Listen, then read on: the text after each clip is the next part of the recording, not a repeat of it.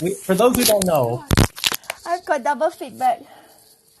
because Did you you're in both apps did you simultaneously. yeah, did you see me? Did you see me? I see. I'm inviting you right now, Cheryl. Hold those horses. There you go. You just got to accept the invitation. Tell me Okay. someone's needy without showing me that they're Yeah. needy. Okay. Happy Friday, everybody, and welcome back to You know another. what, Tyler? Whatever you try to say is repeated 3 times to you. That's to you. It is. Yes. You need to pick one app and only have the audio from one app at a time. And the No, no, I'm problem going the to problem that change the Cheryl is content. having at the moment is because Cheryl is one of the unique people who's in both apps simultaneously, which is Twitter Spaces, where we are. We just opened the room and there's already 20 whopping people in the room already. And then we're over here in Clubhouse, where we're already at 126, and they've only been open for a few minutes each. Those will both double and probably triple in the next 20 minutes. And you might want to ping in a friend. And you can do that now as we're about to get started. And we usually start off with the hot, big headlines, which we will do as we always do, customarily. And actually, before we do, Data, who I'm just inviting up to the stage, had made some news of his own in the past 24 hours or so. And I want to give him the chance to share that because it's always very cool when people on stage are in the news headlines themselves. So, Uh-oh, who got hacked? who'd you hack? Data? Get a Yeah. burner phone. Welcome, Jonathan. Yeah, Jonathan, go ahead. Give us the update. Sure. Yeah, thanks for having me up. Right, so I think so. I sent to Tyler a message, and then it's about my a vulnerability that I had disclosed a while back, and it is it's a backdoor into all LG phones around the world that's been there since the beginning of LG creating mobile phones. Now, the That's only beginning. what, like 2,000, 3,000 phones LG sold in the how many phones are we talking? Right.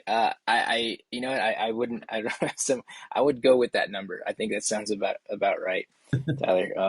But yeah. So at first they refused to kind of acknowledge it, and then I kept pushing and pushing, and I've been posting all of the communications with the LG team, uh, even though they're shutting down their mobile side of things.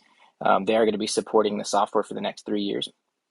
And I said, it's about with Pegasus just running wild everywhere and a bunch of other spywares. We need to stop this. And so they finally acknowledged that they are fixing this vulnerability. This month they're actually putting a write up about the vulnerability, and they're awarding me a CVE for the vulnerability as There you well. go. There you go. So for So, Thank you, the thank you. let me unpack that for the non researchers Of in the course. room. Yeah. So this is this is the currency in the game of cybersecurity researchers, where they get literally named with their actual name or their pseudonym often for revealing a vulnerability, and they get credit and they get to take a bow, and that's real currency in that space. So what Jonathan Data is saying essentially is he found a very egregious vulnerability or exploit in that was on all LG phones, which I was jokingly saying is a few thousand. It's obviously tens of millions of phones, and all those LG users, past, present, and future, owe a bit of gratitude, as does LG themselves, and that's why they are going to name Jonathan Data in patching that vulnerability. Did I get it right? Did I do it justice? Yeah, absolutely. Yes, that's perfect. Thank you. you know, Yeah, and it. Mhm. entomologists, like, hunting in the rainforest for like rare bugs, get the privilege of naming bugs that they find. I love how that tradition's continued in the cybersecurity realm. Yeah, yeah, it's pretty cool. It's pretty cool. Yes, I retweeted myself. It's in my feed. You can read the communication. So they'll actually put out a report. They've already put an internal report. It's an LVE SMP 2010 is what it's called, and then the CVE will be similar to that, but it's essentially it's a stealth mode that can be triggered on these devices. So you'll never know that anyone's ever inside of your device, and a command and control can be installed on the device without any detection whatsoever through the life of the device, even if you upgrade the device. Wow. Yeah, so it's a pretty big issue. They labeled it as a high. I thought it was a critical, but I'll take it, as long as it gets fixed. But How does it get more critical than that? If it's a lifetime vulnerability, like yeah, exactly. Yeah. So I I agree think with they you. credit it differently because they're like, oh, it's working as intended. We meant it to be that way. And it's like, well, maybe you shouldn't have meant it that way. Right. And they had said it was super hard to fix, because a lot of services require this this component. But I kept pressing and pressing for months and months, and the Twitter bros gave me hell for it and saying that it wasn't an issue, and it's kind of a little bit of redemption for me as well. So well, There's that's an yeah. interesting version where essentially when Facebook got hacked with what they said is like that was Alex Stamos, who's had quite a legendary career on such things, but he was saying when he was at Facebook, he's like saying, oh yeah, Cambridge Analytica, technically it's not a hack because like our security was fine with stuff. This is just part of our business model. And then he got ushered out the back door after that one. Yeah, absolutely. that's But very yeah, good. thanks Tyler for Congratulations, giving me the Data. time. Yeah, of Thank you so course. much. I appreciate it. It's a really cool thing when people in the room are actually doing stuff that ends up making news of its own. That's and then we're the first to choose. Congratulations. A little bit of an preview exclusive. You'll probably see. Thank you. Are there like a happy birthday greetings or like, happy you got hacked, or it's like, some sort of thing you can get at the Hallmark greeting card sections for like, congratulations on your CVE or something? Great Like, idea, Chris. You need That to would be awesome. monetize this idea. Congratulations, you're being hacked. Yeah, congratulations on your CVE. I Yeah, mean, that's awesome. we need new cultural traditions around this to celebrate, right? Your bug's getting patched. Hurrah! Happy today. Yeah. Yeah. So the next, now we're going to jump into the regular top stories, and there's a bunch of crazy shit going on today that I think is even bigger. Today's one of those days where the source that I share each day, I think isn't actually correct in its in what is the big news. I mean, there's some huge news is going on, like Julian Assange is now going to be extradited to the U.S. Well, I mean, more specifically, a UK judge approved, or the U.S.'s request to extradite Julian Assange back to the U.S. Whether he actually goes, well, he's not at the airport yet, so who knows what the Joker could bust in or Batman could break in, and all kinds of weird shit could happen between now and the time that Julian gets on that plane back to the U.S. So Some of the folks involved on that have hosted rooms here in Clubhouse. Maybe you could ping some of them in and ask them. I don't know who those folks are, but yeah, I would love to hear people who have some deep domain expertise in this issue. There's some really, when you go down that rabbit hole, that one gets really weird really quickly, because I have dipped a toe or two into that at one point where there's You're going to be extradited? No, as to why some of the weird shit. I mean, essentially, one of the things that Julian exposed was very, very embarrassing for the U.S. was they had killed 2 Reuters journalists in the Middle East, somewhat knowingly, and that's where things get really wacky really quickly, and you got to really have your critical thinking skill hat on very tightly. And because that tinfoil hat is just, it's hard to tell if you're wearing a tinfoil hat or a very keen intellectual observer hat, and it gets weird, especially here in Sweden. Sweden played a really interesting role in this whole Julian Assange thing, as most of you know. I have a friend. Matter of fact, I should ping him in. We're chatting right now in Facebook Messenger. In fact, I will ping him in right now. This will be enlightening because he has information on this case that no one has ever heard. Let me try and share this room that we are in with him right now. How do I do that? Give me 2 seconds, if you would. Click on the Top right, above you three little dots dots. and You can share copy the paste the room. link. Jump in here, please. And then I'm going to paste the link, and let's hope it. Oh, where's the link? Top right, three Hold little on. Top right dots. three dots, I click and know, then I know, I click know. share Hang room. on, hang on, hang on. I got it. So this friend of mine who's coming in, his name's Jonathan.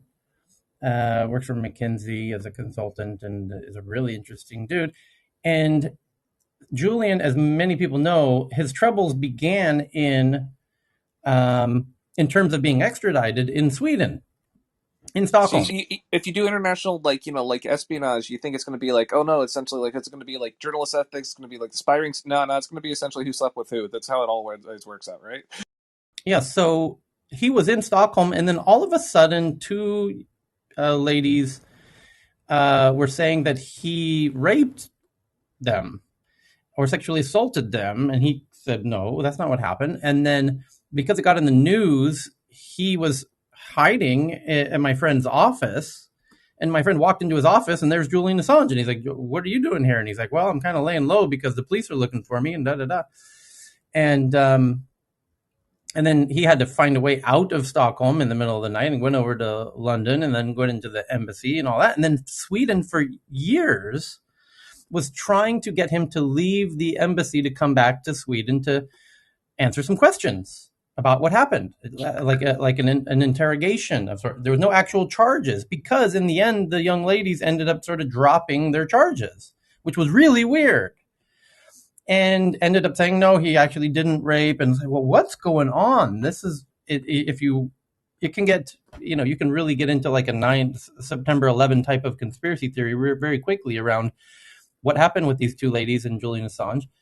And Julian kept saying, if you want to interview me, I'm right here. Come and interview me. I'm right here in London. And they're like, no, we really just want you to come over to Stockholm. And he's like, well, you promise not to send me back to the US? And they're like, no, we can't really promise that. But he's like, well, I'm pretty sure you wanted me to come there because you're going to send me back to the US. And I'm pretty sure it's the US who's telling you to, who's drummed up these charges to get me to, leave this embassy to send me back to the US. And they couldn't promise that they wouldn't extradite him. And it gets very, very strange. So anywho, this friend of mine who hopefully, it says he was active 10 minutes ago on Facebook Messenger and he hasn't seen my invitation yet. So he might not join us. But he was chatting with Julian while he was here. Prior to going to London and into the embassy where he spent many years, and now the UK. Didn't he just get bail or something like that? Like there's some deal that had some bit of issues on that. There was a trial. Initially, there was a trial where to decide if he was going to be extradited, and it looks like he wasn't going to be. And then there was the U.S. appealed, and now the U.S. won the appeal. Oh, and interestingly, the judge in the appeal is the closest personal, longtime buddy of the head of the police who smoked him out of the embassy. Justice. So it gets very weird. And what's going to happen when he gets back to the U.S. is a whole interesting question in and of itself. That's not really our forte. But so there was that went down. And then there was something else really weird that went down. Oh, the Jessie Smalley case, where is the verdict out on that yet? This is the American actor who claimed to have been the victim of a racial hate crime, and it appears, based on all the facts in the trial, that he orchestrated the whole thing and paid these two Nigerian guys to assault him, and then those two Nigerian guys were questioned by the police, and they showed the check where they were paid, thousands of dollars to do this. And they got security cam footage too. I mean, there's a lot of evidence, and then Jessie says, no, I was paying him. That one got equally crazy. So I'm curious if anyone saw the verdict. And NPR reported that he was found guilty of filing a false police report. I heard that last night. Right, but it's a felony in this case, yeah. Yeah, it's found guilty. Yes, but specifically, I believe it was a felony that he's being found guilty of. It says the U.S. actor Jessie Smalley lied to police when he claimed to have been a victim of a racist, homophobic assault. A Chicago jury found at trial this week. Smalley, 39, stood by denials that he staged the hoax attacks against himself. Prosecutors countered that he lied for hours on the stand as he repeated what he told Chicago police. He was found guilty on Thursday of 5 counts of disorderly conduct. Each count carries a penalty of up to 3 years in prison. Oh, so 15 years. Given Smalley's lack of previous convictions, experts have said a lighter sentence or probation is likely. A sentencing date has yet to be scheduled. The jury of 6 men and 6 women reached its decision one day after deliberations began. The trial stemmed from an incident nearly 3 years ago in 2019 when the former Empire television star told police he was the victim of an attack, etc. I remember being really I pissed when read that that. news headline came Yeah. out because, like, for 3 days, that was all the news would talk about, and you could watch them pivot in real time. Meanwhile, there's some really important foreign policy things going down that were just getting ignored for, like, this, like, domestic clickbait, and it is just obnoxious. I heard that he can to 20 years. I read that he can get up to 20 years, and he's free right now, but he can get up to 20. Well, I mean, to me, the best thing about this is that there wasn't a race homophobic hate attack against somebody in Chicago. Thank God that was not a reality. Thank God that was manufactured. But it's the media sure had a crazy field day with that one. And not a highlight in journalist ethics during that whole time frame. It was just like, really, guys, you're gonna run with this one? It's there. It does show that there's a real appetite for particular narratives, and it turns out, thank God, maybe the big lesson here is there isn't as much of a race hate war going on as some people would like to think, and some people the other thing we kind of learned is some people would like there to be one. That's very disturbing. We have serious problems, but they can be fixed. That's the big thing, is that whenever you look at when these narratives emerging, what you look at is essentially, it's like, okay, if there's structural issues, how are they fixed? If you start hearing things where people say that there is no possible solution, you start looking at who's funding sources, because what I've found is that the people that are actually trying to fix things and actually resolve them for future generations and just present day as well, they're often more action oriented and actually doing something constructive. The ones that basically are more foreign based typically are more of like, and this is why essentially something shouldn't exist anymore. It's interesting watching how those narratives end up being affected by funding sources. Oh, we got a bunch of people raising their hands on Twitter. My apologies, JT and others here. So let's get back into the tech news, because those were the big stories culturally, in America at least. And I know there's other massive news is happening globally. Like, for example, here's a crazy one. The U.S. intelligence agencies, you can think FBI, CIA, are now saying Russia is indeed planning a full-on massive attack into the Ukraine, which is why Biden called Putin in the past 24 hours, had a 2-hour conversation about it, and gave him some very strong ultimatums, which was, that they would push Russia into the financial dark ages by cutting it off international, kind of inflict very, very strong sanctions, like was done on, Iran, maybe even more strongly, like has been done on Cuba. So cutting, I don't know that he would risk that, but it seems like they're making rather strong moves to prepare for a very strong push into Ukraine. And I can say that when I was in the Ukraine very briefly I just was hopping around for a bit, the folks in the Ukraine, I've never been anywhere in the world. I've been to many, many cities in the world, and I've never been anywhere where that the elderly men, or men middle-aged and older, let's say, were standing on every street corner in their military uniforms, as if they were waiting for Russia to do that, as if they were expecting Russia to do that. And this was years ago. So this certainly will not be a surprise to the folks, the good people of the Ukraine. And there would be there would be a guerrilla war the world hasn't seen in a long time. If you remember Chechnya, what that was like, horrific for everyone involved. It would be very, very ugly. Yeah, well, what I say this because I'm trying to paint the picture that I saw with my own eyes, and I really couldn't believe what I was witnessing, which is every street corner, and I mean every street corner, was men who are obviously had previously served in the military, but have now, have gone, have passed that phase of their life, but yet still have the uniform, and were dressed in their uniforms, and were standing on every single street corner, and and watching for everything, watching for ostensibly Russian spies. I guess they had no interest in me whatsoever, and they're just endlessly alert and ready to throw down. Wild, absolutely wild. So that's not going to be any ordinary conflict if Russia goes into Ukraine. By the way, Tyler, are Yeah. we using the same source today? How come I don't see this one? I tweeted that one from the Tech News Twitter account before the room opened.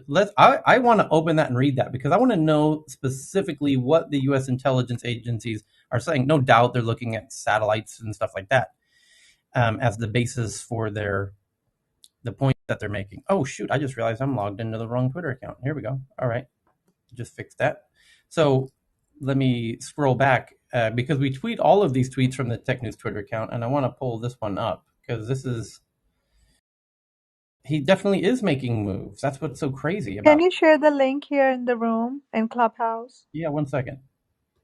Here it is. Washington Post. Russia planning massive military offensive against Ukraine involving, just a few troops. 175,000. Is that a few? Is that a lot? I don't know. 175,000 troops, U.S. intelligence warns. So Washington Post, I'm copying the link. I'm pasting it to the top of the Clubhouse room. And you can see it, Cheryl. I don't think you can. It's Washington Post. You can't pin. You can't pin Washington Post in Twitter? Source. That's weird. You can try. I just did. It's there. So what it says is, in the article, that, I can't even open it myself. It has this crazy paywall. Hold on. I can fix that. Bada boom, bada bing. There we go. Russia planning massive military offensive against Ukraine involving 175,000 troops, U.S. intelligence warns.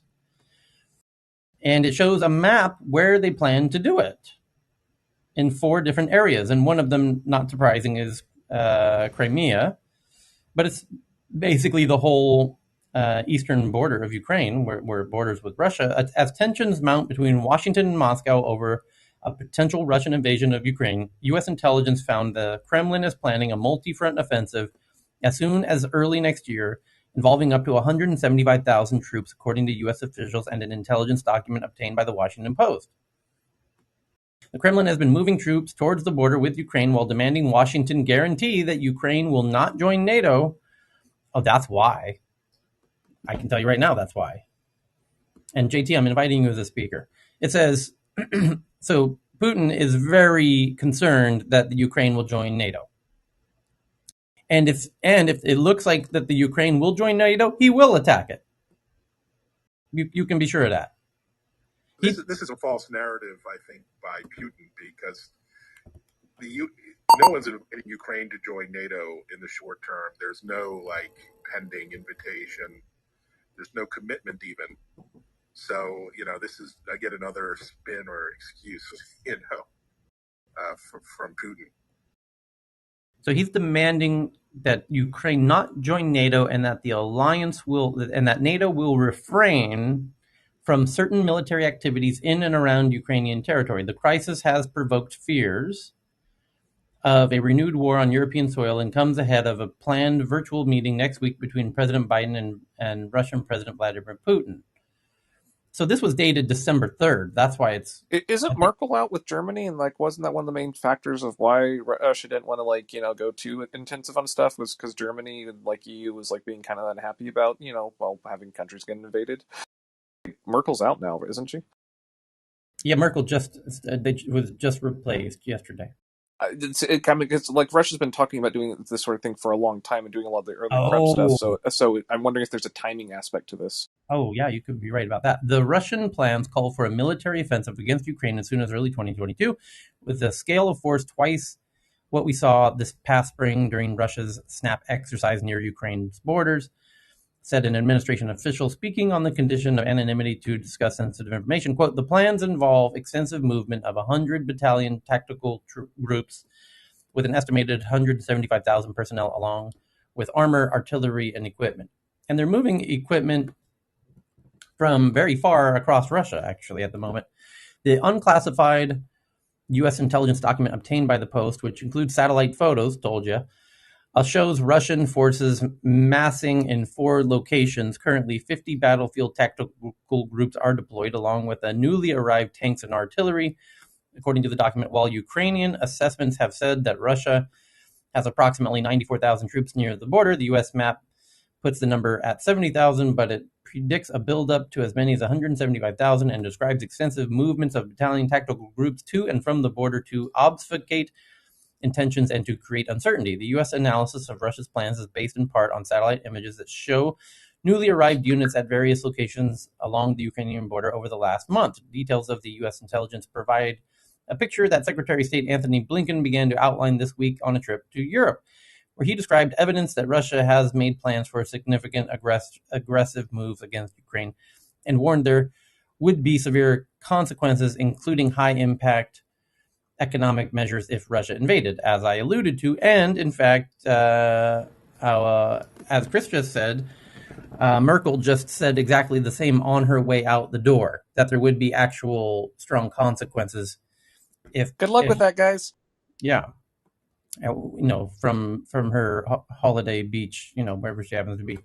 Quote, what I'm doing is putting together what I believe will be the most comprehensive and meaningful set of initiatives to make it very, very difficult for Mr. Putin to go ahead and do what people are worried he may do, Biden said Friday. The Russian military move comes as Moscow has raised eyebrows in Washington with the sudden mobilization of reservists this year and a dramatic escalation of its rhetoric regarding Ukraine. Russian officials have defended the reserve mobilization as a necessary measure to help modernize the Russian armed forces, but the administration official raised concerns about the sudden and rapid program to establish a ready reserve of contact reservists.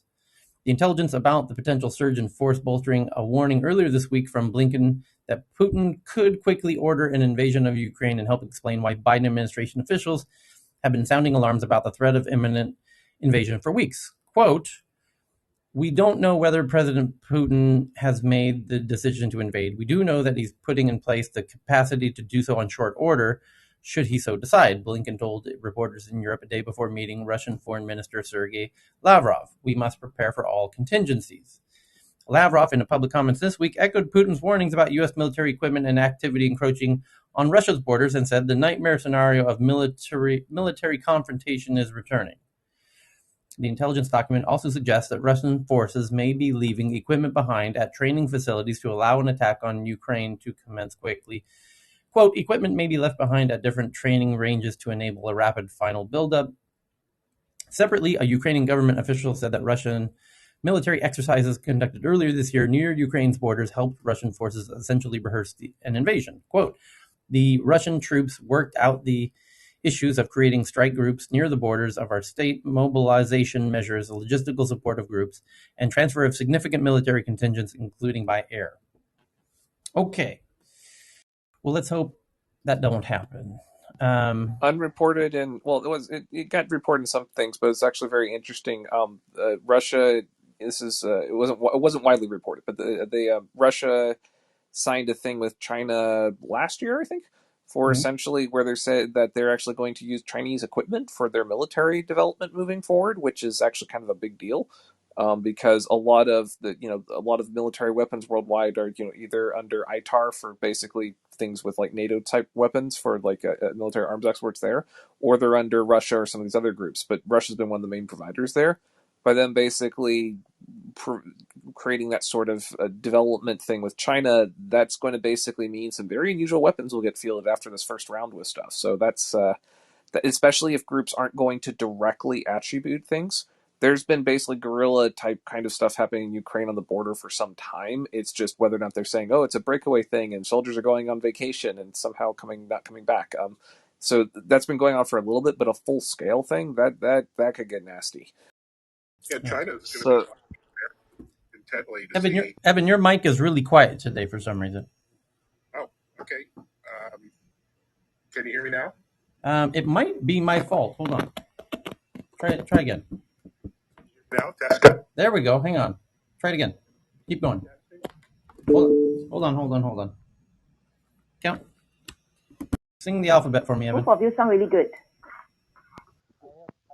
Yeah, I was just going to add that China's going to be watching how the West responds to Ukraine very intently vis-a-vis Taiwan.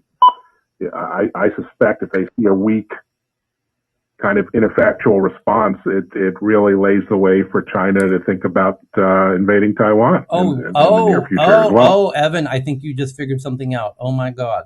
I mean, JFK wanted to nuke China, so they basically crossed a line. That was one of his election campaign promises. Good luck with that more recent thing compared to today, where it's like, maybe please don't do that. Oh, but he just brought a great point, which is if China were to act on Taiwan, China and Russia are deeply in cahoots. They're, Xi and Vladdy are big best buddies, and a very good tactic would be to do both simultaneously. Because it would make it difficult to address both simultaneously. We would be in a very complicated situation worldwide if that were to occur, and news headlines would be affected a lot very quickly. So I do have to bring up some history that seems to have been forgotten by a lot of people, including people in the U.S. government. After the fall of the Soviet Union, there was an understanding that the former republics would not become part of the West. In other words, not become part of NATO. And history's just rolled along, and that seems to have from the West perspective been forgotten. The other point is that the initial government in the Ukraine, had so there. When the Ukraine became part of the Soviet Union, there were Russians there who were treated rather well compared to the Ukrainian population as a whole, and resentments built up. And then after the fall of the Soviet Union, one of the early measures by the new Ukrainian government was to make Russian no longer an official language. And so all of a sudden, a substantial minority of Russians became second-class citizens. And this led to intervention by Russia in Ukrainian politics ever since. So the point that I'm making is that it's not just Russia being consistently bad, right? It's a lot more complicated, and the Russian perspective is not completely invalid, and it would be better if that could be factored in to the way people understand this, so that maybe it doesn't have to go all the way to confrontation and invasion. For folks that want to that history cannot possibly be correct because Ukraine became part of the USSR in 1922, so there could not have been a deal that certain these republics were already part of the USSR. There couldn't have been a deal post World War II that the former Soviet republics, what we would call the former Soviet republics, did not become part of NATO at the end of World War II. That was at the fall of the Soviet Union. At the fall of the Soviet Union. Okay. 91, yeah. Yeah, real quick. No. So geographically, but I thought you said after World War II. I'm sorry. Okay. No. Real quick, geographically, just for context about why Russia cares about this. So Moscow essentially has a very large plain to their west. So essentially, unlike some places like Switzerland or other places that have extreme mountain ranges, they can use as defensive barriers. Moscow doesn't have that. What they do have is basically a very large amount of land. So essentially, the way the game is played is strategically is that if they can basically have as much buffer state as possible, any country that wants to invade Russia has to or take out Moscow has to go through anything in between. So what they've basically always had incentive for is to basically use like almost like the human shield type kind of aspect there, because they don't have mountain ranges to defend against. One other aspect with things, if folks are really interested in the history on this, there's a whole part that we never got taught in American schools on white Russians, red Russians, the white emigres. Short version is most countries in the world had communist revolutions in the 20s and 30s, and a lot of that didn't get taught in current history. And the reason why it's very important is that Russia's domestic civil conflicts with the Bolsheviks end up having massive influences on other countries' domestic civil conflicts, and also their intelligence networks and spy networks and stuff, and a lot of things that don't really make sense when you're looking at modern politics. When you trace back the history and you basically look at who was working with who and for why, a lot of the more disinformation stuff makes a lot more sense because of why the history is taught wrong. Because it's convenient for certain narratives depending on whether or not we're friends or not friends with different groups. So yeah, white Russians. If you look up on Wikipedia, there's a fascinating long series of things on that. Okay. And my minor additional point: Ukraine is very fertile, produces lots of food. Yeah, that's a very critical point. So and also, not they have Crimea now, but access that Russia struggles. Warm water ports. Warm. You stole the words. You as you typically stole the words out of my mouth. Russia has very few warm water ports. They have, to the north, the Arctic, which is frozen most of the time, which is rather useless. They have to go through either the Baltic Sea or the Black Sea, and both of those have incredibly chokeable points, like Denmark and Norway. Yeah, well, that too. So real quick, for people, if you want an idea about how much of our history we aren't taught in U.S. schools with stuff, most people don't know that Russia fought in they defended essentially in America's civil war. They basically sent their ships to go guard New York and San Francisco harbors. Abraham Lincoln was literally writing, "Thank God for the Russians." We got Alaska out of the second part of that, which is bizarre. Britain also funded both sides during it. King Cotton actually was a thing. There's all this history we aren't taught, but is very relevant when you look at the history and bring it back to present day. Some of the more confusing aspects make a lot more sense when you look at the geopolitical struggles in the past. And I can add something to Eli's point, which is really important now that we're into talking about this, even though I'm not really sure why we are.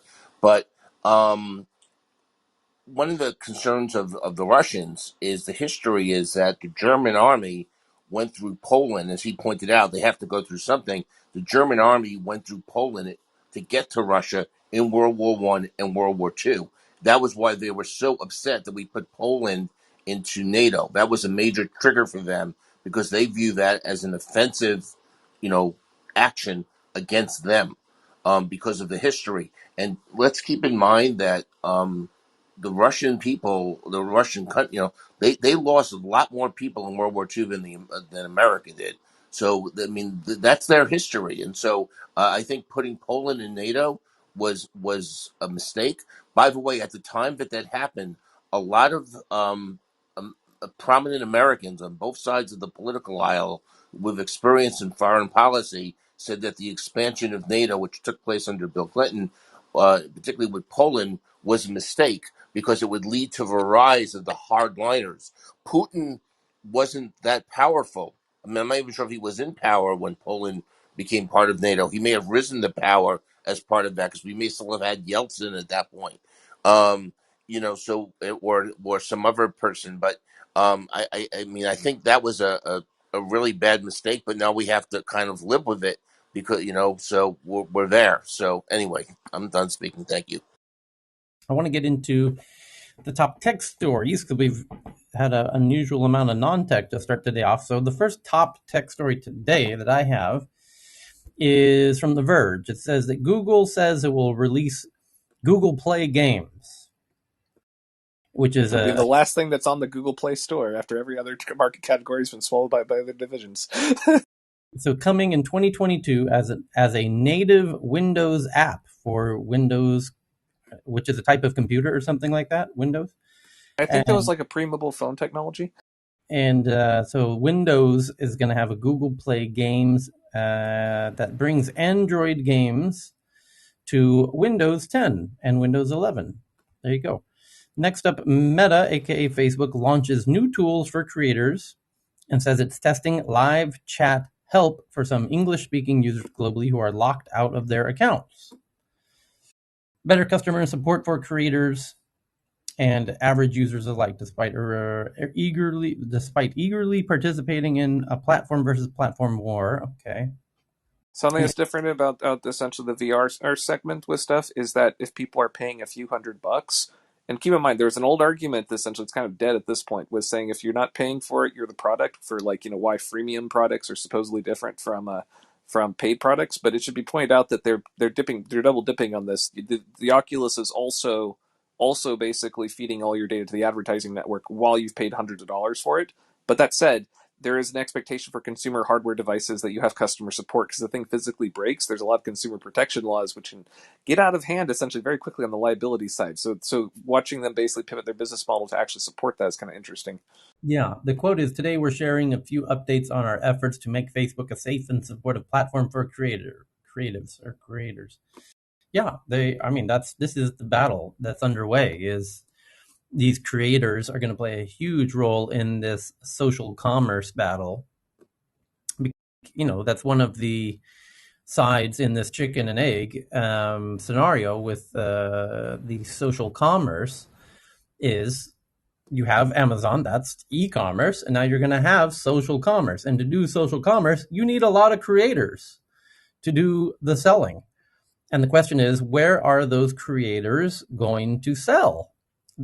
It's very well known, if you follow us regularly, that the creators who used to just do it for shits and giggles is now going to be doing it for money, selling, which is already long underway in Asia. And you can't really have a creator social commerce without creators. So the platforms are now going to be competing rather viciously for creators, and whoever they're going to go wherever they make the most money and wherever they feel the most love. And at the moment, I would argue that in some ways is YouTube. But Facebook knows they can't risk losing this fight, and it's a lot of huge players fighting all simultaneously. Twitter's intimately involved. Twitter's paying me to create this room we're in right now. So nice gig there. Just to give you some context, and it's just getting started. So you've got Facebook is reportedly paying people. Twitter's paying people just to create content, because you're currently not able to sell products today. And I mean literally today, because that could change Monday, by the way. So I wouldn't be surprised. They're already testing it any day now in Twitter and Facebook and Snapchat and TikTok and Instagram and all of the apps. Everyone will be able to have their own little stores. The stores already exist for cherry-picked, privileged, and creators, and they're testing it out, and it's working. And then they're going to roll it out. Well, when they roll it out, all the creators simultaneously, Pinterest as well, is in on this, and it's going to be massive. It's going to, because Hey, Tyler, real quick, when they're selling stuff in these stores, how are people going to physically get it? Are the supply chains going to magically fix themselves in time for all this? The people, well, here's how it works in Asia at the moment, Thailand specifically, is the creators know their inventory while they're live streaming, and it's an incredibly common question from the people watching. The audience who's watching the creator sell the stuff in real time says, how many of those do you have right now on every item? And one of the main questions is, and they even gamify it so that the creator says, okay, next up, I've got a whole bunch of these Apple Watches. I've got 30 of them, and I'm going to sell them for 30% less than they do at the Apple store. We've brought back the bazaar. This is just the old school, with the people haggling in the market. We just got bored, essentially. It's like we can buy things with prices. The price tag was invented by the Quakers. They got tired of haggling, so they invented a whole thing for them. That was the whole thing. But now we're going back to it. It's fascinating. The seller. Can we have haggle bots? But the sellers know in real time their inventory on that item that they're selling. And if they get low on inventory, they start saying, okay, wow, the response has been very high. I only have 10 left. Okay, now I have 5 left. I have 3 left, 2 left. They're gone. I might have more tomorrow. If I do, I'll show them to you. If I don't, I can't. So that's part of the magic of that format and why it's so addictive is because it creates a very legitimate fear of missing out, FOMO, as we've all known to call it, because it's showing actual social demand in real time, and it's rather authentic FOMO because the seller doesn't really have an interest in faking that they're selling out of something that they have a lot more in stock of, or at least for that day. So, but that's very helpful because in traditional Amazon land, you don't honestly know how much they have in stock. They're more than happy to. And this sell is you. one thing they make bank on with stuff, is taking advantage of that lack of information. I think a recent analysis by is like the Institute for Self-Reliance to do all those broadband studies that say, the FCC doesn't do their job type kind of things. But one of the things they did a study on recently is that Amazon is capturing, once you include essentially the marketing and the fees and all the listing things, they're capturing about 30% of the dollars spent on the e-commerce segment with the listers, and that is absolutely insane. For essentially say, I'm going to basically do something on Amazon, I want to sell something as an independent group, but yeah, 30% of that cut's going to Amazon. That's a lot covering those Prime memberships and stuff. So the next story is already pinned to the top. Actually, one last point. You mentioned YouTube in there, but we've heard nothing about their plans for AR VR. Good point. Yeah, they're being rather tight-lipped about that. Yeah. You need the end devices. This is basically one of the chicken and egg problems, essentially. Is like, if for creators saying, we want to basically use AR, VR, great, how many end devices are there? Well, no one's wearing the headsets just yet, and it's not no one. We've got Beat Saber folk, but, they're not spending tons of money in it, and the time factor, they're finally getting comfortable with that. So one of the ways they cheated the business numbers, they said, what if we just basically put some augmented reality features in every single phone and device, and then we can technically say that's augmented reality capable, because VR, they couldn't quite make that work, but augmented reality, we can kind of make it work on the phones. And so they did a lot of optimizations on the batteries, the cameras, the chips, etc. So they can say all of these are technically AR ready. The thing is that people didn't use them in the quantities justifiable to put large resources into it, aside from the hardware perspective. So then what they're doing now is they're kind of retrenching and going, well, we can take the chips that we made for that and all the breakthroughs we had for that, and now we can combine those back into making cheaper headsets again. So it's this constant chicken and egg type kind of thing of, the market won't exist until you have the end devices, but the end devices won't be there until you have content for it. So there's a lot of building an ecosystem's a lot of work. There's a lot of moving parts. So the next big story that's pinned to the top of both rooms, for those who don't know, we are simultaneously live with separate live audiences in Twitter Spaces and in Clubhouse, where I think we're at 300 in Clubhouse and about 50 in Twitter Spaces for the time being. And the next big story pinned to the top of both rooms is that Microsoft, behind the scenes, was having conversations with Apple that Microsoft was willing to bring some of their biggest Xbox exclusive titles that are only available on the Xbox and turn them into iPhone apps. And apparently that didn't go through, because that didn't happen. And the question is, why didn't that go through? Well, ostensibly because Apple didn't want it to go through. So the article says, remember when Apple pretended, in reality, Microsoft was willing to play along with many of Apple's demands, and it even offered to bring their biggest AAA Xbox exclusive games to the iPhone to help sweeten the deal. That's according to a new set of private emails that journalists are seeing today in the aftermath of the Epic versus Apple trial. These games would have run on Microsoft's xCloud gaming platform, streaming from remote server farms filled with Xbox One and Xbox Series X processors, instead of relying on local processing power on your phone. That's handy. If the deal had been made, you could have theoretically bought a copy of a game like Halo Infinite in Apple's App Store itself and launched it like any other app, instead of having to pay $14.99 a month for an Xbox Game Pass Ultimate subscription with a set catalog of games, and then needing to use Microsoft's web-based App Store to work around. But primarily, Microsoft was negotiating to bring its Netflix-esque catalog of X Games games to the App Store at a time when Apple had gotten very touchy about cloud gaming in general. The emails between Microsoft's Xbox head of business development, named Lori Wright, and several key members of Apple's App Store teams show that Microsoft did start with a wide array of concerns about stuffing an entire service worth of Xbox games into individual App Store apps as of February 2020. Lori Wright from Microsoft Xbox mentioned that the complexity and management of creating hundreds to thousands of apps, how they'd have to update every one of those apps to fix any bugs, and how all those app icons could lead to cluttered iOS home screens, among other worries. And it sounds like she's expressing the desire to have an app store inside of Apple's ecosystem, which no doubt Apple would never allow.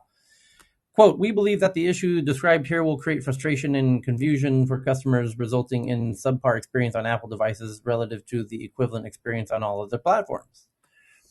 But by March of last year, Microsoft had proposed that it could actually create those hundreds of thousands of individual apps to submit to the App Store, as long as it could make those apps a bit more like shortcuts instead of stuffing the whole cloud gaming streaming stack into each one. So they would be, what we call desktop shortcuts, basically, icon shortcuts.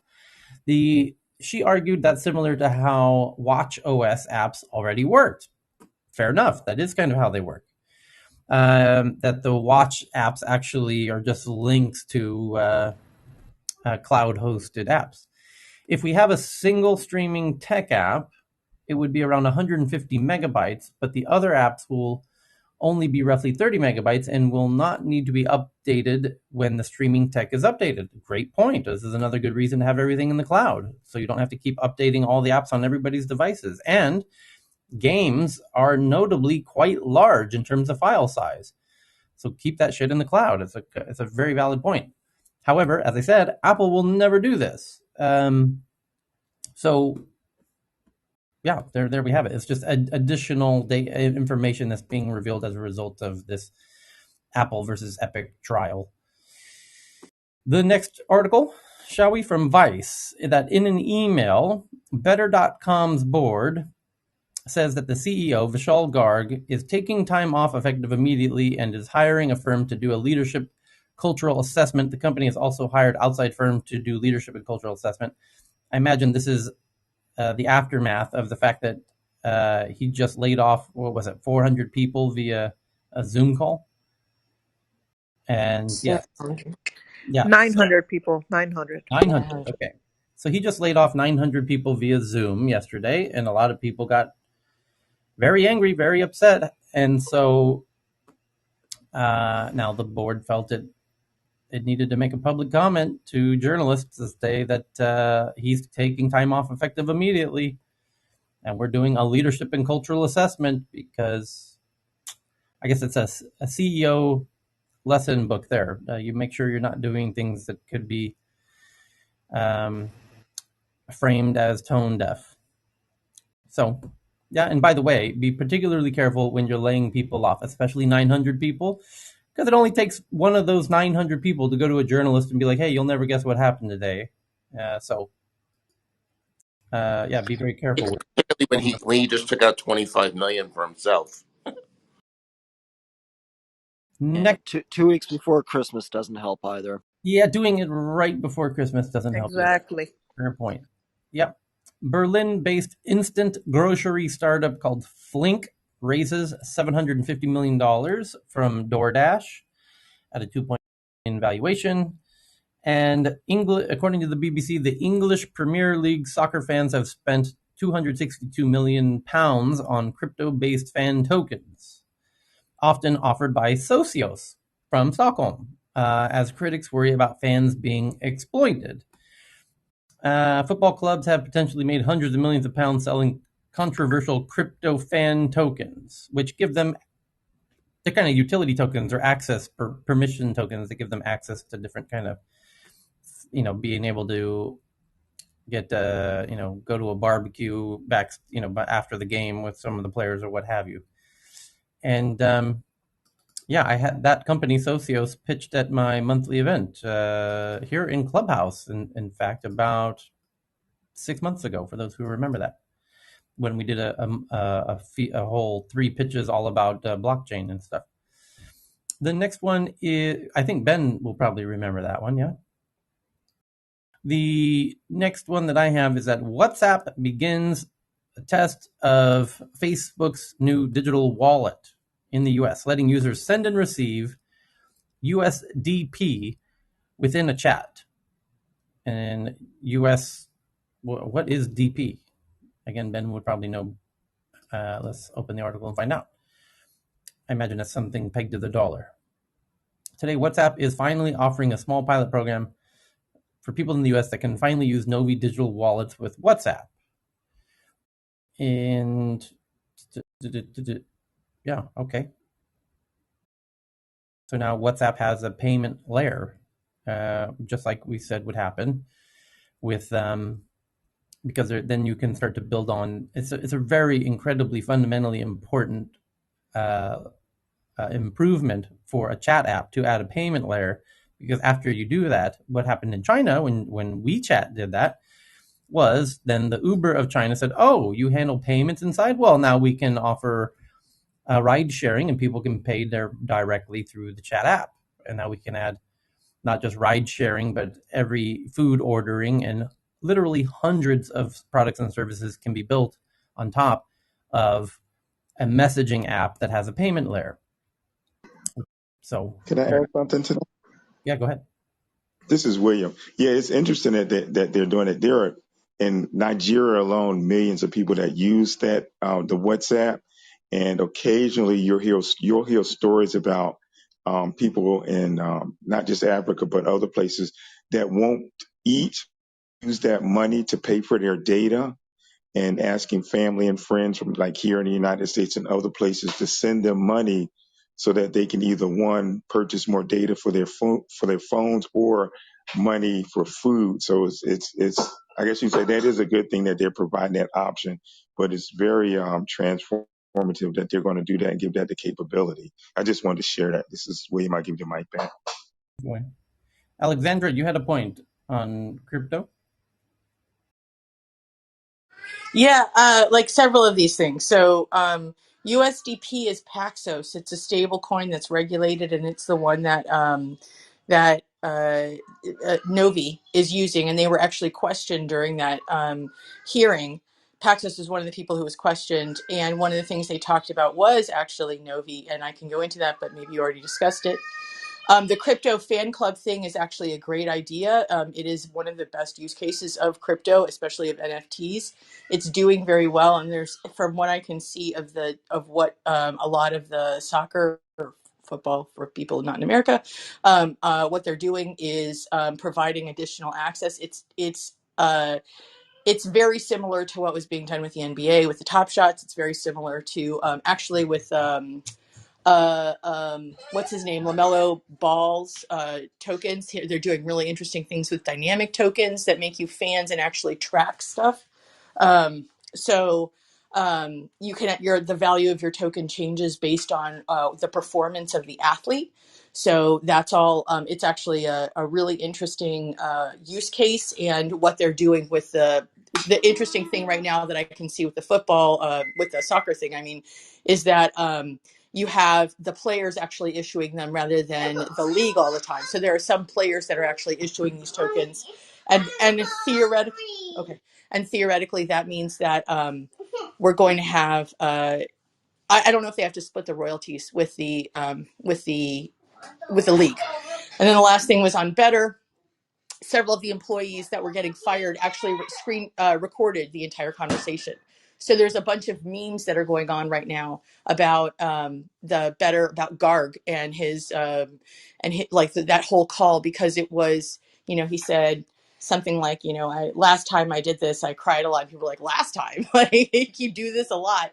So there are a lot of really funny memes there, but the outrage is real, because the way it was done, there were pregnant women who didn't even know about it. They were still on maternity leave.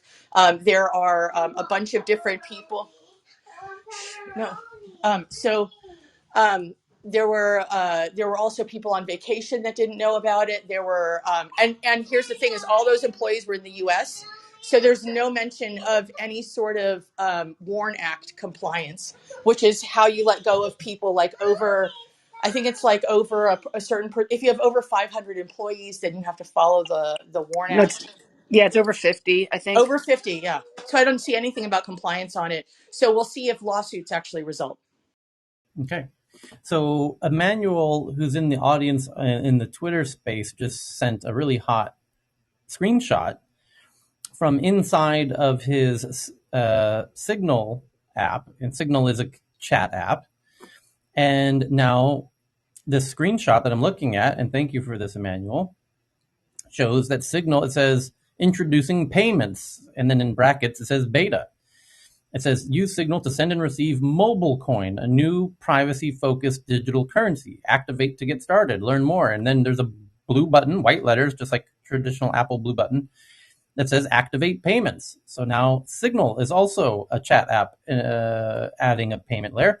And Discord is rolling out Ethereum as a sort of payment layer. So you've got simultaneously, you either got to jump in or be left behind if you are a chat app and you don't yet have payments added, because they're all doing it simultaneously. So thank you for that, Emmanuel. That's news. I've not seen anyone announce that.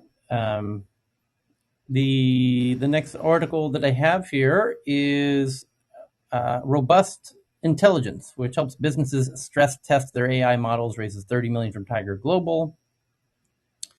Ethereum scaling startup Polygon acquires Mirror Protocol. Financial Times has a headline that says how Syrian human rights group used AI trained on synthetic data to analyze videos for evidence that cluster weapons were used against civilians. And tried and tested. Next one is Coinbase. Oh, this is a hot one. Coinbase, as you probably recall, if you join us daily, was a big headline about 2 months ago that they were trying to do what they call Coinbase Lend, where they're going to do what lots of crypto exchanges do, which is give you the ability to earn interest on your crypto holdings. And as soon as they wanted to launch that, the U.S. agencies and authorities says, if you do that, we will sue you. And Coinbase said, WTF, bro, because we specifically went to Washington, D.C. to try and meet you to talk to you about this, and you wouldn't meet with us. Well, they had just had a meeting yesterday in Washington, along with FTX and other big crypto players. And now, today, Coinbase launches a yield product to earn interest for non-U.S. customers in over 70 countries after U.S. regulators effectively killed plans for its Lend program in September. Yep, I remember the headline. U.S. regulators effectively shut down Coinbase Lend program in September, and now they're launching it for everybody else, 70 countries, to earn interest on their crypto, essentially. Next up, Palm, which I can't believe I haven't seen that name in the news in a very long time. I even wonder if it's the same Palm, which helps companies and brands create NFT projects. I imagine that's a different Palm. And I wonder if this Palm even knows anything about the older previous Palm. Raises $27 million. Boston-based conversational AI startup called Posh Technologies raises $27 million. And Brazilian neobank called Nubank closes up about 15% in its New York Stock Exchange debut, giving it a market cap of $47 billion. Facebook has moved its artificial intelligence group to the Reality Labs, which is where they do everything AR, VR, Metaverse, shifting the AI team's focus towards Metaverse-related efforts. Yeah, well, that's what those teams do. And then in a letter, Senator Warren, that would be Elizabeth Warren, asks the U.S. Department of Justice and the SEC to investigate whether Facebook's executives knew that Facebook inflated a key metric measuring an ad's potential reach. Ooh, boy. Because if they did that, that would be the biggest class action lawsuit in the history of lawsuits. And basically anyone who ever bought a Facebook ad would get 5 cents out of that one. Hey, Tyler, could I just chime in on that? That Yeah. was actually first raised by, I think, Senator Cantwell, I think her name is Cantwell from Washington State, who chairs, I think, the Senate Commerce Committee, as well as Senator Warren.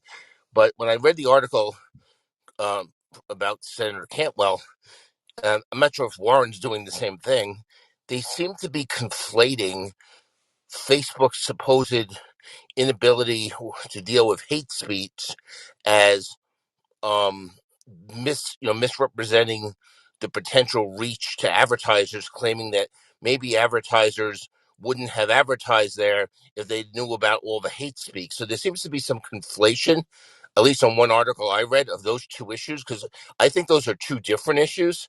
On a pure basis, if they were misrepresenting, reach or subscribers or views or something, then that's a very big issue. But if they're just conflating it and trying to draw a conclusion, that somehow the advertisers didn't know about all the hate speech, and therefore maybe some people turned off Facebook or stopped looking at Facebook, because whatever. I mean, I think there's some conflation, but we need to probably see that issue, more um, examined. Is the word I'm looking for. Thanks. Mm-hmm. Okay, and that pretty much cover. Oh no, that doesn't cover. There's one more really interesting one that our old friend Cher Scarlett, a leader of the hashtag Apple II movement, says we heard about her. There was an ongoing drama, and last we heard about Cher Scarlett, she had come to some kind of settlement with Apple and was going to withdraw her complaint with the National Labor Relations Board against Apple. And now she's back in the news saying she's no longer going to withdraw her complaint against Apple with the National Labor Relations Board, claiming that Apple failed to execute terms of the settlement. And she's particularly pissed off because one of the terms of the settlement was that Apple was going to announce that employees are allowed to talk about their wages. And they did announce it hours before everyone, and they left it up for 1 week. And they announced it hours before everyone left for their Thanksgiving holiday, which they were given a whole week for. And they left the notice up for the whole week, and they took it down right as they were coming back into the office a week later. So which Apple's going to say, no, we complied with the... Wait, are you kidding? That's so funny. Really? They left it up for the week that they were all gone. Correct. That's very funny. Yeah. So that's what she's claiming. And ex-Apple engineer Cher Scarlett no longer withdraws her complaint against Apple with the National Labor Relations Board. Scarlett, who led a pay equity and transparency effort within the company and helped spearhead the employee activist group Apple II, quit in November after reaching a, quote, private settlement with the company as part of the resolution. Scarlett agreed to withdraw her September complaint and would receive a 1-year severance package. So now we know what she was getting. Apple, in turn, agreed to publicly acknowledge employees' rights to discuss their salaries. However, Scarlett tells Forbes the company has failed to execute in good faith. Quote, one of the requests I made was for there to be a very public, visible affirmation that employees are allowed to discuss their workplace conditions and compensation both internally and externally, Scarlett said in a phone interview on Thursday. Apple did publish language in its internal human resources page acknowledging employees' rights to discuss pay, but it was posted on November 19th, the Friday before the company's annual Thanksgiving vacation. It was only up for a week that they gave everybody in the company. It was only up for a week that they gave everybody in the company off, Scarlett says. Sounds plausible, actually. Sounds kind of believable, I have to say. Further, it was removed by the following Monday when most of the people were back at work. Apple did not immediately respond to requests for the comment. Scarlett also stated that Apple refused to take... and anyway, so that's the essence of the issue. Kind of funny. Technically, they did what they said they would do. You got to negotiate your terms very carefully, by the way, folks. That's the lesson there. So now we get into the tweets, which is what we've all been waiting for, and there's a whole bunch of really good ones today. For example, let me get to the first one here from PT Yoder in the audience. From Vice, that people are spamming Kellogg's job applications in solidarity with the striking workers who have been unceremoniously discarded like used tissues. So what's happening is Kellogg's, yes, the big cereal company, has, they had 1,400 workers were picketing and protesting and striking and not going to work. And they were going at this for months, or at least several weeks. And I remember starting a few months ago, and then they couldn't agree on a settlement. So Kellogg said, well, we tried. I guess you're all free to go find other jobs now. And you've been replaced. Thank you very much. So they kind of overplayed their hand, one might argue. And that was the headline 24 hours ago. Well, that didn't sit well with the Reddit community from Anti-Work. There's a community on Reddit that's very active called Anti-Work. And they talk about all these issues, particularly the main vibe over there in that community on Reddit is, big corporations are, making all the money and screwing the folks, and they want to do something about it. So they are applying for jobs at Kellogg's, but they're disingenuously. So they are basically making it impossible for Kellogg's to actually find the legitimate people who are actually applying. So a little internet justice happening there in Kellogg's inbox for today. The next article that I have is from May, from Cointelegraph, that Alexandria Ocasio-Cortez says that U.S. lawmakers should not hold crypto to remain impartial. And I have to say, I think she's right. I think that's actually a really good point. Yeah, I agree with her as well. I think it's a respectful stance because she's actually saying that even herself and others shouldn't have it because they could see into the details. What she was saying is that they have policy making power, so it makes them sort of conflict of interest if they do hold. It certainly The seems to same be. really should apply to stocks, but they can basically get away with insider trading or trade on non-public information that they get by virtue of being in Congress. So. Wait a second. So this means that they shouldn't hold any Facebook while they're dealing with inquiries on that. They shouldn't hold any Apple while they deal with inquiries on that. They shouldn't hold anything that they're having inquiries on, or they shouldn't hold anything because they're lawmakers. I mean, I don't know that first it's practical. And second, I don't think that makes sense. I mean, we're required when I started at the SEC, you were required to take everything. You can't hold stocks in your own name. You have to actually either put them into like a trust or something, or you can hold funds, mutual funds, and things like that. So there's this mad juggling every time when someone comes on board for the most part. But you're not allowed to hold stocks. I mean, I think that if you wanted to. I think that saying that you can't get into something that's essentially, most of these are not currency, right? They're basically a form of security. But saying that you can't hold any of that security, that would make a job like basically non-functional for most of these people, or like saying you can't invest it all while you're sitting on any congressional committee. I mean, I'm not really sure how that would work, but it seems fundamentally unfair to the people who are in Congress. Well, blind trusts would solve that. Okay. It doesn't solve it because we've already had examples Ken, your mic's. It's not that you can't of hold things people, that you have. kind of like Oh, trading on.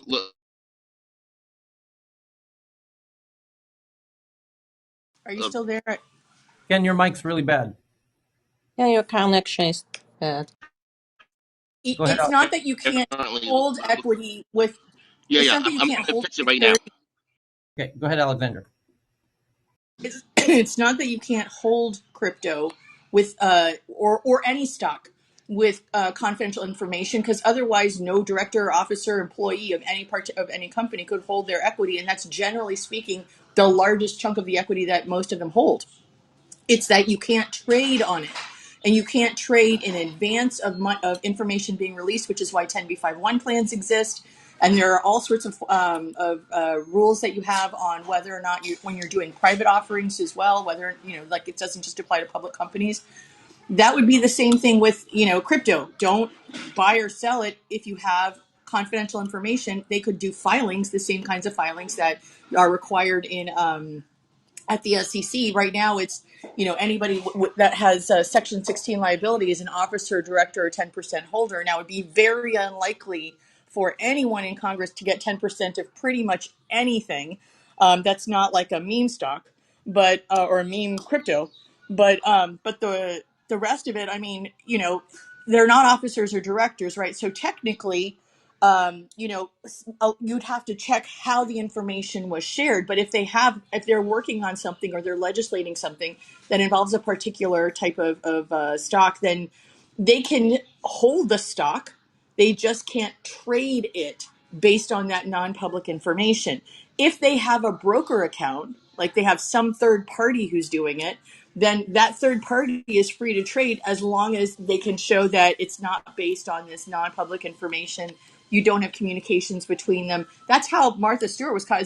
There's communications, and there was evidence of communications, and that's the reason that she traded on it. So I think that, like, crypto is not some strange beast that, like, oh my gosh, nobody should go near because it's explosive or whatever. It's just a based on a new technology. It's a different kind of asset, but I don't think precluding people from holding it because they're doing something that involves it. I mean, like, I hold crypto. I work with a lot of companies that are involved in crypto. I know how to have confidential information and not transact business on it, right? Like, that's very possible to do. You're ethically required to do that. So it's I don't know. I don't think that's very far. That's a very far that was statement. really the point that I was getting at, that crypto is no different. The next tweet is that a company called Ken's back. Ken's trying to be back. We can't really hear it though. Ken, you sound like, no, you sound really, really bad. Never mind. I'll do it later. Bye. So a company called Serve Robotics raises $13 million from Uber and 7-Eleven, and Delivery Hero, which is one of the biggest delivery companies in the world, based out of Germany, actually run by somebody I think of as a friend. He speaks at my events every year. Anyway, but Serve Robotics has this really cool new robot that is kind of in between. I'm going to retweet it now to the Tech News Twitter account, and I'm going to copy the link and post it to the top of the Clubhouse room so that you can click on the link and see this futuristic delivery robot. It's a really cool size, and it's not the size of the Starship one out of Estonia that Amazon copied, and it's not the size of the Neuro one that SoftBank just invested $600 million in. It's kind of in between the two, which I think is the right size to get a lot of deliveries all over the city. And what's interesting about it is they're really trying to fully automate it. I read the article. It's a really good read about the future of autonomous delivery of all of your food orders, and in fact all of your online orders, to do 15-minute delivery to your house, because this is the future we are rushing very quickly into. And that when 7-Eleven itself is investing millions of dollars into these robots to deliver stuff to you, because 7-Eleven would love to be working out of a little autonomous. You can make the 7-Eleven 1/5 the size, and you don't need to put it on the expensive street corner. You could put it in a little warehouse, just down the road, in a much less high profile, with 1/10 the rent, and just deliver the stuff to you. It's just better. It's a win-win for everybody, and you wouldn't need human cashiers and all that nonsense. So. Well, by the way, Starbucks just unionized a location yesterday, just as in a case in point. So if Starbucks keep unionizing, you can imagine Starbucks will quickly be adopting and investing in this robot as well, so that they can make their Starbucks 1/10 the size without the really high profile visibility. And then wherever you happen to be, you can click send me a mocha, and it'll be with you in 5 minutes, wherever you happen to be.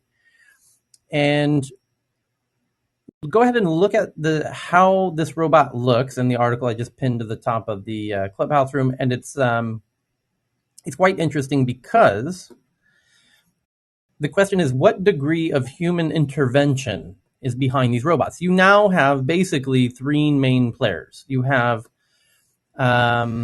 Starship out of Estonia, which makes this cute little 6-wheeled thing that is the size of like a small dog, and a very small dog, like a Pomeranian or something, and it drives around your town, and it can hold about 1 gallon or 4 liters worth of stuff.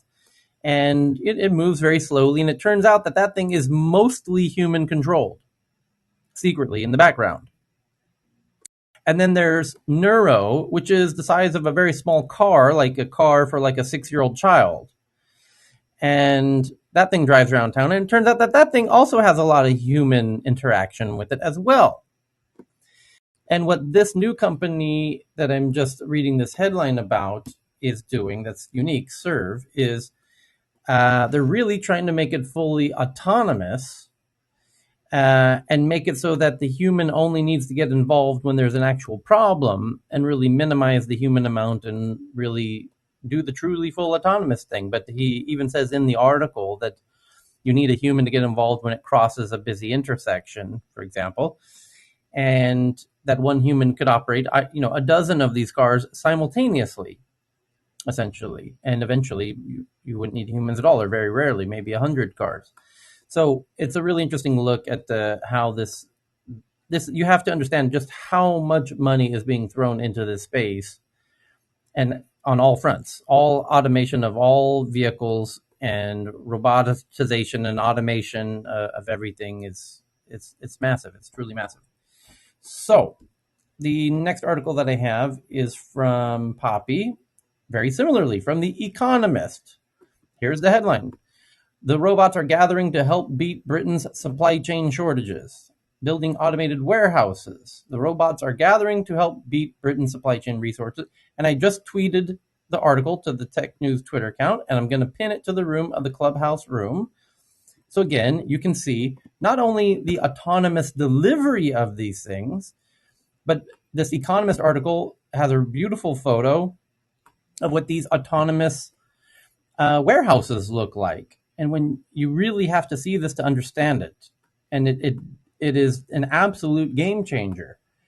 It will make the cost of picking things and delivering them to you practically nothing, because it removes all the humans from the warehouse, and it does it 10 times faster than any human can, 24 hours a day, 7 days a week, without unionization, without healthcare, without anything. And that's great if you want I would love to see an analysis of what the prices of things will be once this is really all up and running. I imagine we could see the prices of anything that you order through these types of systems drop in half if you remove all the humans from the equation. Wild to think. But take a look at that article from The Economist that the robots are gathering. Let me see if there's a good quote or two out of this article. It says some 3,000 boxy robots, each the size of a small refrigerator, are scurrying around a metallic checkerboard about 7 times the size of a football field. Every second or so, one halts as a crate of groceries rises up and is deposited inside. The bot then conveys the crate to the picking station where a human puts orders into bags. This is the Hive, a giant fulfillment center in southeast London, operated by Ocado, an online grocer. An AI-driven computer system choreographs the bot's movements. Each travels some 60 kilometers a day, helping to bag about 1 million items. Try and find me a human bagging 1 million items. This is just what's so remarkable about all of this. So let's see if there's a juicy quote here. Any quotes in this article at all? No, none. Okay, well, there it is. It says, as technologies improve and regulators allow, bigger autonomous delivery vans using roads will arrive. A London-based startup called Wave is running trials, including some with Asda, a supermarket chain, and Ocado. For now, vehicles have safety drivers on board as backup. Lorries and trucks will also gain automated driving aids to help with lane keeping, etc. But the complexity of their operations means that HGV drivers, or big truck drivers, will be in demand for some years to come. But anyway, the thing to focus on is the photo in this Economist article, and imagine these things moving in multi-directions in that photo. It's truly mind-blowing. Tyler, can I share something about the robots delivery? Yeah. I just got this thought from I think it was June or July when Tesla announced the autonomous taxi services. They are planning to roll that out in 2022. I'm not sure if the dates are exact or they are on target with that timeline or not. But I remember from that article, the price per mile was 25 cents per mile. So I was just thinking about when you were mentioning the price of delivery dropping down significantly. So I was just trying to compare that with the autonomous taxi prices that they kind of mention in that article. I mean, it's been a while, but imagining that city with driverless autonomous taxis and then robots delivering you food and groceries, yeah, future is coming. Mm-hmm. Okay. Well, I think, if I may, I think there's some sort of analysis here. I don't think it'll affect the price of goods. I think what we can see with a lot of automation companies is they actually maintain their workforce size, but the areas in which that workforce operates changes. So instead of having a bunch of people perhaps doing blue collar level work, they then hire a bunch of white collar workers to then advance the state of the art of the very automation that replaced the previous generation of workers.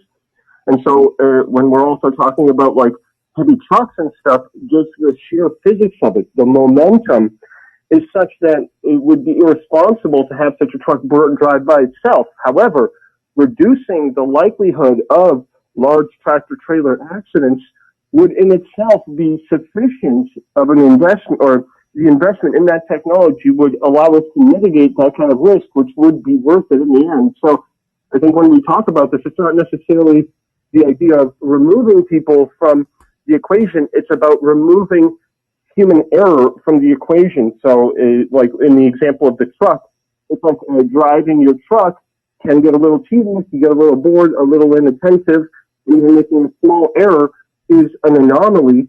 And if in that very moment, when you're about to make that error, an autonomous system can step in and prevent the loss of life, I think that's definitely a beautiful future to look forward to. Yeah, Yeah, but Jesse the said fact it's more remained like that the price of the robotaxi was 25 cents per mile, according to that article. And that's what I was referring to in terms of dropping the price.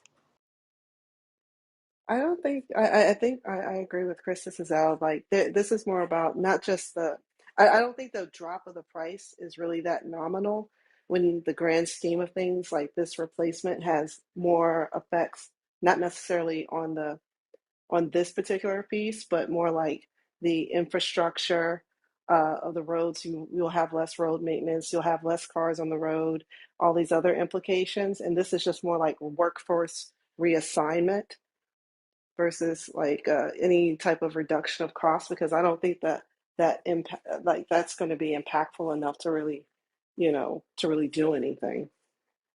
Mm-hmm. Yeah, and racing to the bottom with that kind of marketplace is actually quite dangerous because I think there's many factors in the economy that are dependent on those prices. So keeping those prices stable, the government already does a lot to keep food prices stable. So, like for example, we didn't see in Canada the price of cannabis didn't significantly go down when it was legalized and all these operations opened up with automation, but they were able to better invest that money in other areas. Okay. So the next tweet that somebody sent in is from someone named Rafi in the audience, and here's Reuters wrote that. Let me preface this article by saying that what this article is about, because I have a much bigger point to make about this article. Elon Musk did a tweet about in the past 48 hours where he says, thinking about quitting all of my jobs and becoming an influencer. WT YT. What do you think? WD. What do WDYT? What do you think? And he's asking his fans. WY, Yeah, Already an influencer. right. WDY. Yeah, what do you think? I'm thinking of quitting all of my jobs and becoming an influencer. What do you think? Question mark. Right?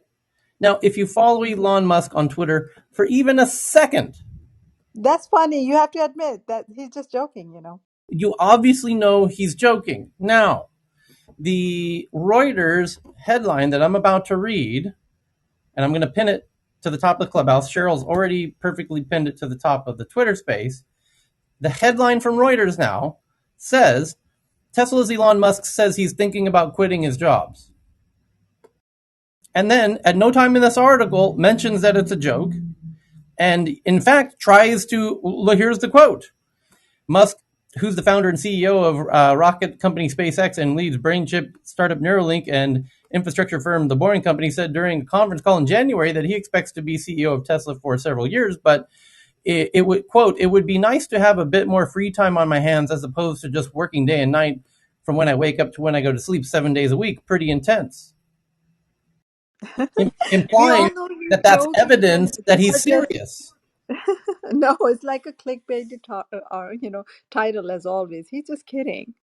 Yes, but the problem is people are going to read this Reuters article and assume any logical person who reads the Reuters article without actually seeing his actual tweet will now be woefully misinformed.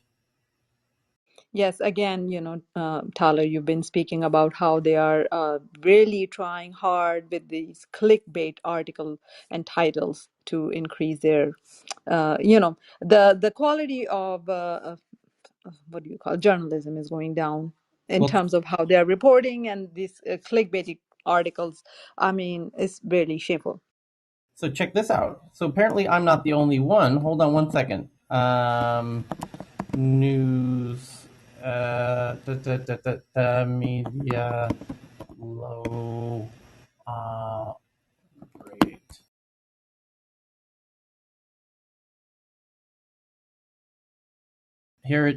There was an article in the past day, that the Biden administration is now becoming very critical of media for their very poor job of covering his administration, and he's now blaming his low rating on the media and how they're covering his administration, but with a lot of misinformation. And they get into some really interesting examples in the article that I would love to find and share with you. Where did it go?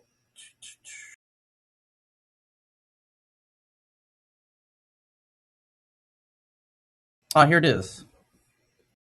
It was from The Hill. Hold on one second. News. Hold on one second. Where is it? Biden.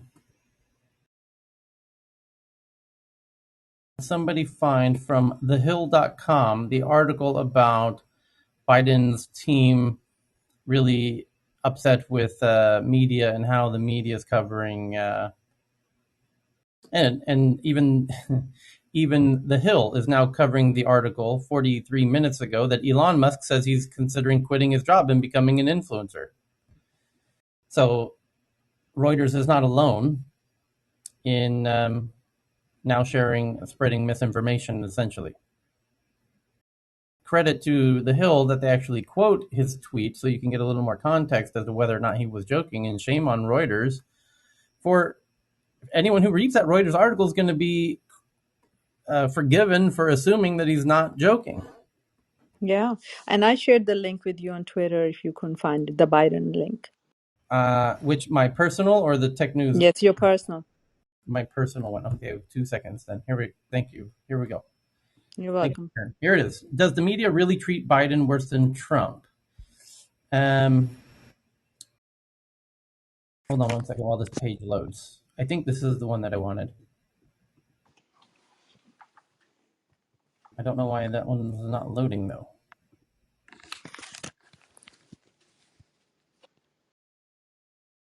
Mm-hmm.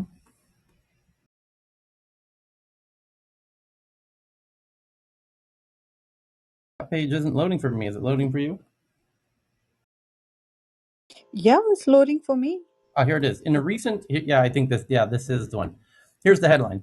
Do the media really treat Biden worse than Trump? No, I don't think this was it. In a recent opinion column, a Washington Post's Dana Milback argued that President Biden is treated worse by the media than President Trump was during his time in the White House. And yes, you read that correctly. Milbrick's proof is provided by something called a sentiment analysis, which has never been tried before in analyzing media coverage. This isn't the article I was looking for, actually.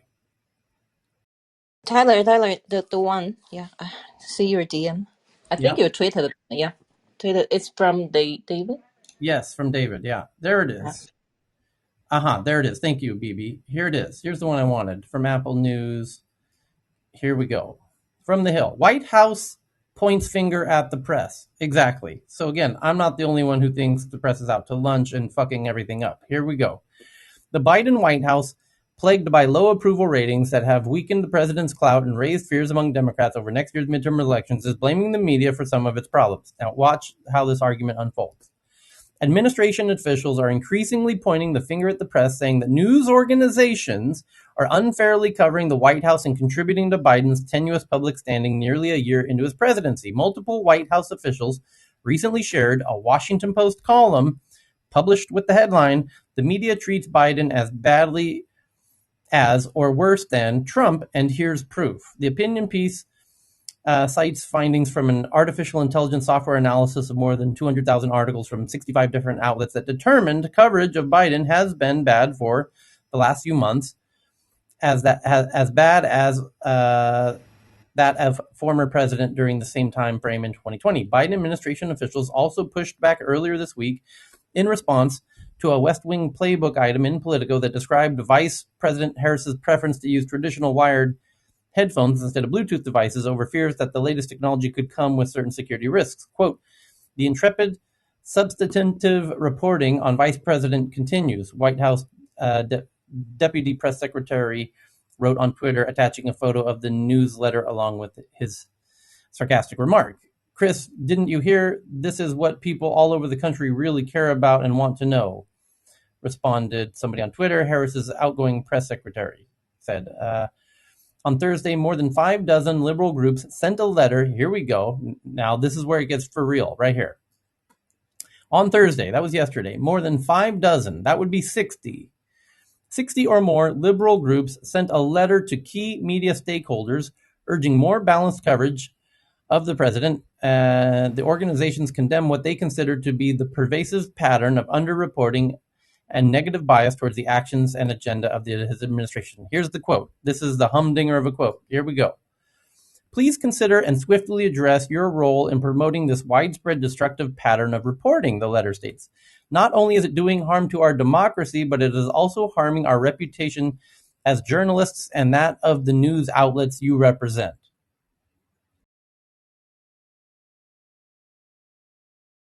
Nearly verbatim to what I have been saying about mainstream media in their coverage of tech. Or if you can call it coverage, it's been atrocious. And I said they are harming their own reputations and the reputation of the important role of journalism, which is a critically important function in civil society. And they are throwing it out the window for clicks. And it's a serious problem. And I'm very glad to see that these 60 liberal groups wrote this letter to main publications, essentially saying the same thing. "Please consider and swiftly address your role in promoting widespread destructive pattern of reporting." It's well said, very well worded. "Not only is it doing harm to our democracy, yep, it's also harming our reputation, your reputation as journalists and that of the news outlets you represent." Exactly. Well said. Very well said. And it is. This is a dangerous situation when you have democracies like America losing one of the main pillars that enable that democracy to happen, which is legitimate, true journalism of figuring out what the F is going on and reporting on it so everybody's informed and able to make informed decisions. We are losing that quickly. And what we're replacing it with something even far worse, which is intentional misinformation. And you have wildly misinformed huge swaths of different demographies in the US, different groups, not small ones, that are not only misinformed, but dangerously misinformed, where they're now going at each other as adversaries in a way that they really shouldn't, and it's really regrettable. This is how the end begins. By the way, that's why The fact that there's an ongoing pandemic and misinformation is feeding in that, is nothing to ignore. So I can empathize with the point that was being made in that article. Thank you for finding that, BB. And that's why I wanted to point out today's egregious example of Reuters coverage of the headline from Reuters pinned at the top of the room. Tesla's Musk says he's thinking of quitting his job. No, he's not at all. You fucking fucks. Stop fucking with our democracy and fucking spreading misinformation like this. You're ruining journalism for a fucking click. Stop doing that. It's really fucking dangerous. It seems trivial, and in an isolated incident like this, it is trivial. The problem is it's a waterfall of this shit. We see this every day now, and that is dangerous. That's really, really dangerous. So, if no one else, we need Yelp for journalists. Oh, that would be cool. That's an interesting idea. So, will we be happier in the metaverse? Is the next article from Fast Company, and Dr. Fran says no, and she more than anyone in tech news would know. She probably spends more time in the metaverse than any of us. Maybe JT aside, says a few companies are trying to use virtual reality to reduce our stress levels in the metaverse. What could go wrong? Yeah, well, there are startups who are intentionally. There's some really incredibly cool VR apps that are all about curing people of phobias, for example, and using it for guided meditation and all that. All of that will be there. The question is, will people use it in that capacity, or will they be watching porn, for example? So, which, by the way, that's an article that Evan just shared. Here it is. VR Studio launches high-tech sex dolls to take user to futuristic brothel. The virtual reality porn studio called The Doink VR has teamed up with Berlin-based sex doll creator Kokeshi Cybrothel to merge the world of high-tech sex dolls with 180-degree VR porn. Wow. Can you combine with deepfake? 180? Can I choose the image I'd like? Why is it 180? Why 180? And not 360? Because when you're laying on your back, you can't see the bed behind you. Brilliant answer. Brilliant. Really? You can't? Huh? Question. You mean you can't? I guess it depends on the kind of sex you're having. This room's turning into like a shoot your shot Yeah, room. What is going R-rated. on, I have to Tyler? leave. All right. So the next one's from Jeff G. That from The Economist. I'm tweeting it now. That China avoids Olympic protests. They have a very, very clever way to avoid protests at the Beijing Olympics starting in February. Anyone know how they're stopping the protests happening at the Olympics? Very easy. They're banning foreigners from watching any of the Olympics. That's one way to do it. So, problem solved. No foreigners allowed, which would make it hard to stop them. But they can control their own Chinese citizens, and the Chinese citizens know that. So they're not going to be protesting anything. Very clever. Speaking of China, the next one's from Reuters, that the United States is considering banning key exports to Chinese chip maker called SMIC. I'm surprised they haven't already. You can guarantee that they will. They're going to stop all any Chinese company that's dependent on a non-Chinese company, especially an American company, will find itself unable to get the parts that it needs, especially if they are a semiconductor company like SMIC. And next we've got Tomoko sends in this one about another development from Japan.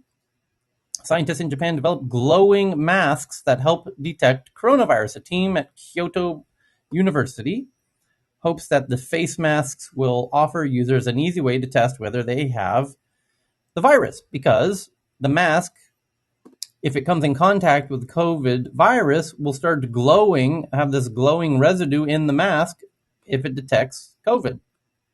Tyler? Yes. You missed a really good startup company in the Nordic tech launch Yep. that was called Saliva Pod. Yes. And I don't know if you heard of them, but they're a startup that's actually got an accuracy around COVID testing from saliva.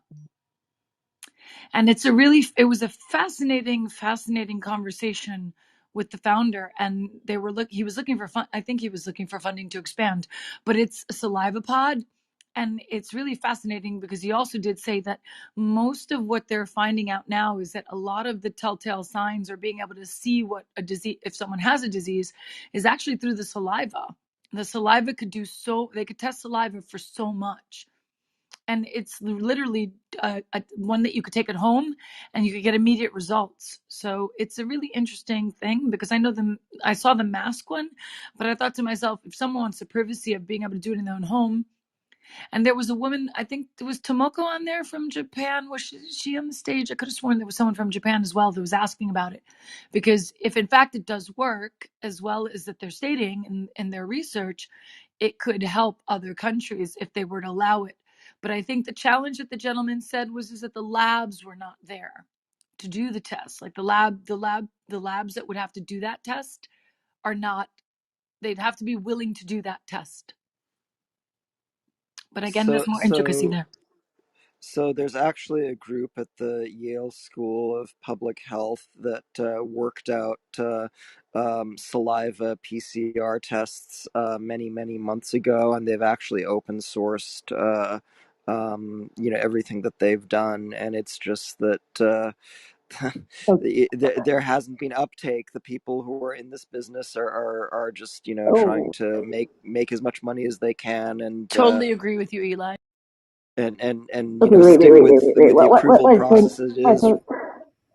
Let Eli what is finish so his different thought. about this saliva Cheryl, hang test? on, Because we have Cheryl. been Let Whoa, using whoa. Eli finish saliva his to do thought. testing That's a the bit rude. Cheryl, Let Eli yeah. finish his thought. go ahead, Eli.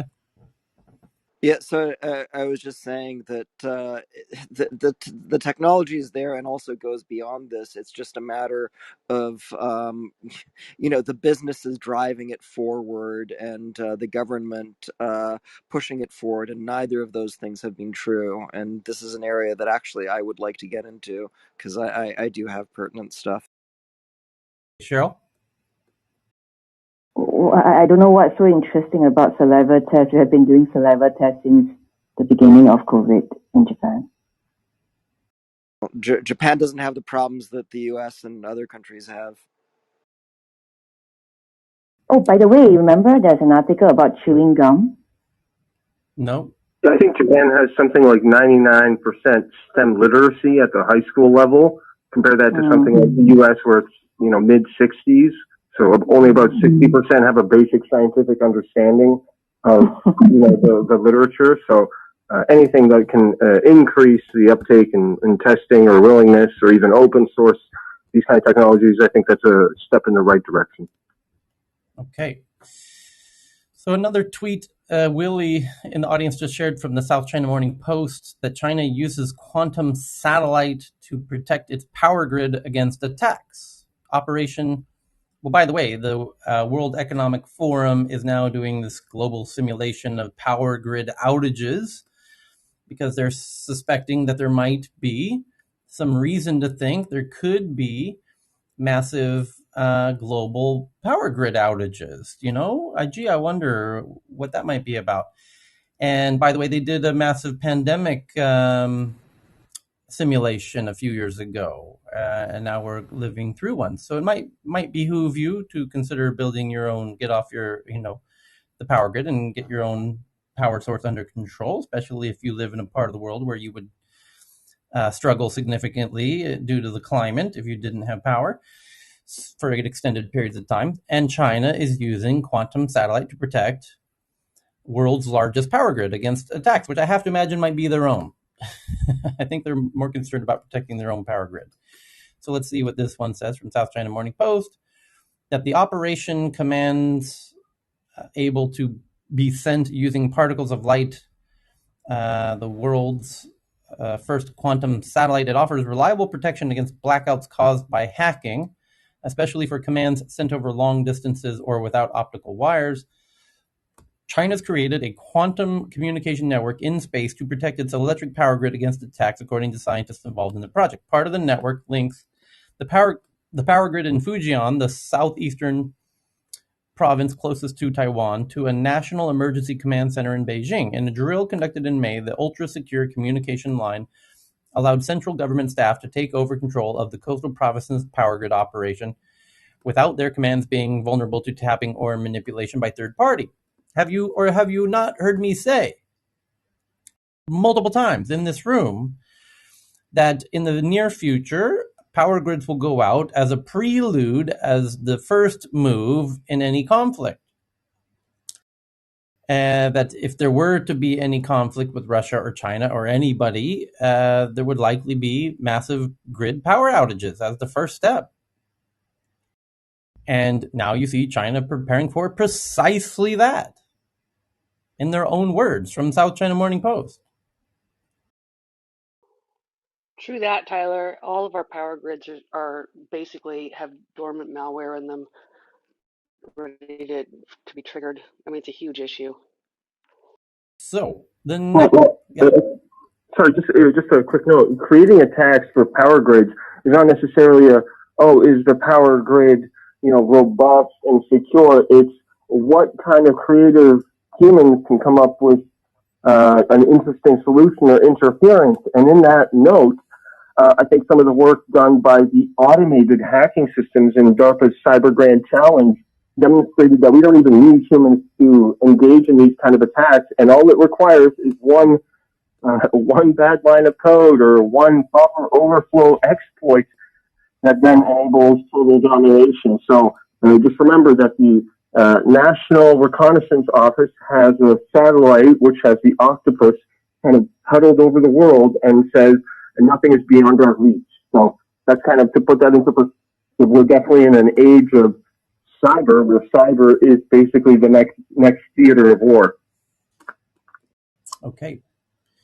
So the next one is also from South China Morning Post, from BB, that Baidu, which is the Google of China, joins Metaverse bandwagon with something called Land of Hope, an app for its AI conference. The internet search giant said that the app can host 100,000 participants at once and will be the first Metaverse platform to host a Chinese conference.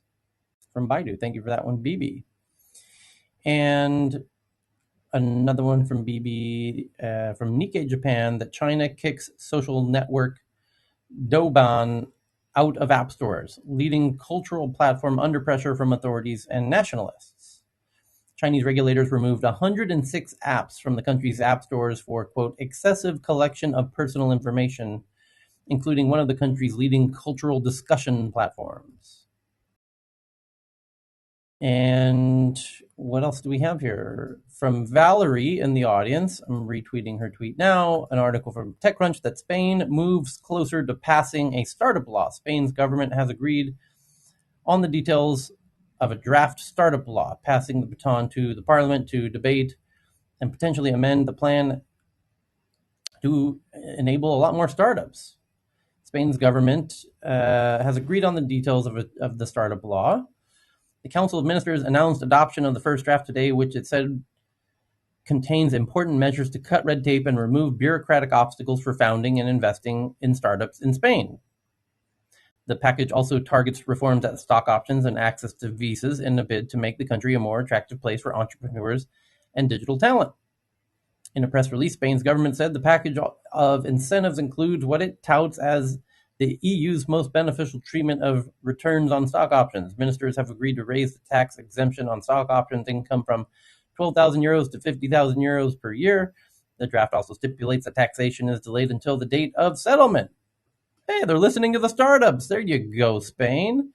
You watch them, you hearing that, Sweden? You getting a sniff of this over there in Sweden? You might get a lot of Swedish startups moving to Spain.